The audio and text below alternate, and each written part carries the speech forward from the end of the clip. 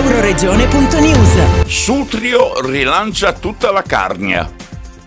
Pochi anni fa i residenti hanno cambiato marcia, si sono rimboccati le maniche e, dopo aver chiesto e ottenuto aiuto dalla regione Friuli Venezia Giulia, hanno saputo trasformare le loro abitudini mansuete e tranquille di gente di montagna, senza troppa propensione al turismo, con una svolta radicale sono diventati il fulcro della promozione di tutta la Carnia. Quasi tutte le domeniche e spesso anche in fine settimana lunghi organizzano qualcosa che attira tantissimi turisti, anche dall'estero. Tutto ruota attorno all'idea di trasformare le tante stupende abitazioni abbandonate in alloggi per turisti. L'aspetto più importante è sicuramente la capacità di coinvolgere anche gli altri comuni della montagna e soprattutto nei mesi estivi quasi ogni giorno è buono per ritrovarsi e fare festa. Hanno iniziato il mese di luglio con il Green Carnia Fest, festival della sostenibilità in montagna, poi c'è stata la festa dei Charsons sabato e domenica con il coinvolgimento dei comuni di Cabia, Cercivento, Cleolis, Fornia Voltri, Ligosullo, Ovaro, Paolaro, Piedi, Ravascletto e naturalmente Sutrio. Ognuno aveva almeno uno stand con relativa cucina per preparare la propria versione del famoso piatto carnico. Da Sutrio, per Euroregione News, Marco Mascioli.